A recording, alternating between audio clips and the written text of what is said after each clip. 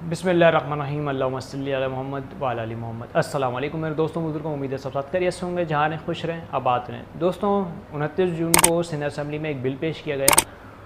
वो बिल था कि बैन कन्वर्जन टू इस्लाम, मतलब जो नॉन मुस्लिम इस्लाम में दाखिल हो रहे हैं तो उसको रोकने की कोशिश की जा रही है एक साजिश के तहत।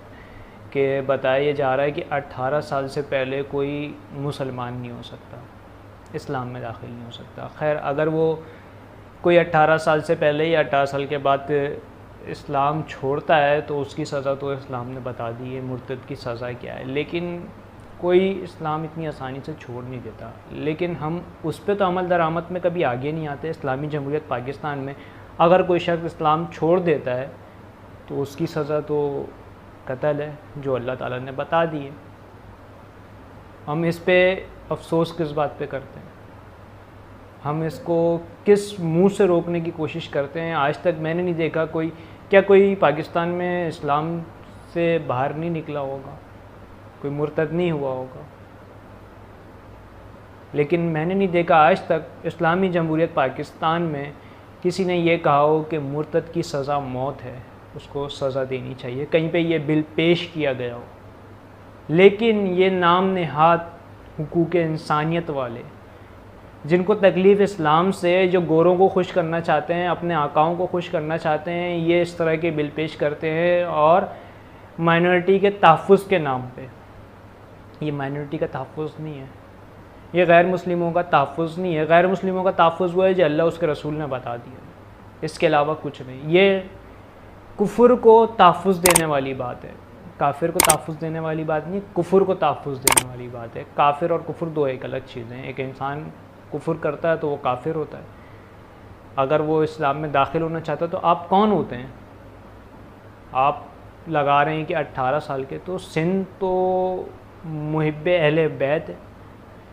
सिंध के जो रहने वाले हैं हम सब अहले बैत से मोहब्बत करने वाले हैं। लेकिन पूरे पाकिस्तान में कहा ये जाता है, समझ में ही आती है कि सिंध में अहले बैत से मोहब्बत करने वाले लोग ज़्यादा हैं। तो क्या भूल जाते हैं कि हज़रत अली ने इस्लाम कब कबूल किया था? उनकी उम्र तो 10 साल थी। हज़रत अली कौन?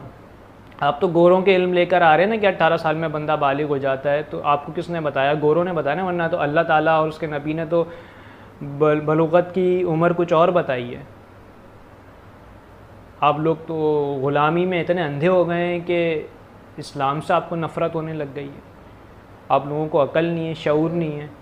हज़रत अली ने 10 साल में इस्लाम कबूल किया। हज़रत अली कौन है? नबी सल्लल्लाहु अलैहि वसल्लम ने फरमाया कि मैं इल्म का शहर हूँ और अली उसका दरवाज़ा। वो दौर जहालत था, लेकिन हज़रत अली उस इल्म के शहर के दरवाज़े हैं जिन्होंने 10 साल में इस्लाम कबूल किया। आप लोगों को क्यों समझ में नहीं आता? क्यों आप लोग काफिरों को खुश करने के चक्कर में इतने गिरते जा रहे हैं?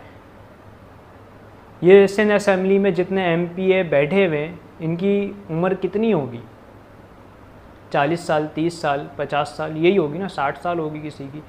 तो आप लोगों को मरना नहीं है, कुछ अरसे बाद आप लोग मर जाएंगे। क्या मुंह दिखाएंगे अल्लाह को?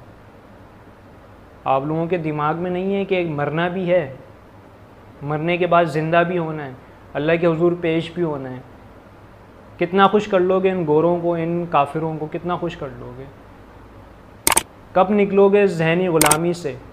और हकीकत तो यही है, जो हमारे जो हुक्मरान हैं ज़्यादातर, ये वही अंग्रेज़ों के कुत्ते नहलाने वाले और आज भी उनके जूते साफ़ कर रहे हैं। हमको सोचना चाहिए अगली बार हम वोट किसको दें और इन लोगों को दें। मैं सिंध के रहने वाले लोगों से दरख्वास्त करता हूँ, खुदा का खौफ करें, सोचें आप लोग किन लोगों को वोट दे रहे हैं। आप तो अहले बैत से बहुत ज़्यादा मोहब्बत करने वाले आप लोग हैं। और मैं सलाम पेश करता हूँ सैयद अब्दुल रशीद साहब को, जो दरवाज़ा फलांग के अंदर गया और उन्होंने इस बिल को पेश होने की मुखालफत की, इस बिल की मुखालफत की। तो हमें भी इस बिल की मुखालफत करनी चाहिए और लोगों को अवेयरनेस देनी चाहिए कि हमारे जो अंग्रेज़ों के कुत्ते नहलाने वाले हम पे मुसल्लत हैं ना, इनके ख़िलाफ़ अब हमें एक होना पड़ेगा। सिंधी महाजिर से हट के सिंधी, पंजाबी, बलोची, पठान और जितने भी हम लोग ज़बान बोलने वाले हैं, उर्दू स्पीक हैं, हम सबको एक होना पड़ेगा इन लोगों के ख़िलाफ़। ये हमें तोड़ तोड़ के हम पे हुकूमत कर रहे हैं और लिसानियत पे हमें लड़वा के हम पे हुकूमत करके इस तरह के काम कर रहे हैं और अपने आकाओं को खुश कर रहे हैं। और इनको अगर इंसानियत से इतना ही प्यार है ना, तो इन्होंने सिंध का हाल क्या किया हुआ है। कराची का हाल देखें, सिंध का हाल देखें। स्कूल नहीं है, हॉस्पिटल्स नहीं है। थर पारकर का हाल तो सबके सामने ही है, वहाँ पानी नहीं है पीने का। ये लोग क्या दे रहे हैं? ये इंसानियत से प्यार करते हैं? नहीं, ये अपने अकाउंट से प्यार करते हैं। इनको दुनिया से प्यार है। क्या कोई सियासतदान गरीबों के साथ एक दिन भी गुजारता है? बस विज़िट किया और 2-4 झूठे वादे किए और चलेगा। जब इलेक्शन के दिन करीब आते हैं तो जल्द से जुलूस शुरू हो जाते हैं। हमें सोचना चाहिए, हम इस्लामी जमहूरियत पाकिस्तान में रह रहे हैं, हमें वो फ़ैसले करने चाहिए जो अल्लाह उसके रसूल ने बताया, ना कि उसके ख़िलाफ़। खैर, मेरी बात किसी को बुरी लगी तो माफ़ी का तलबगार हूँ। दुआओं में याद रखिएगा, अपना बहुत ख्याल रखिएगा। अल्लाह हाफ़िज़।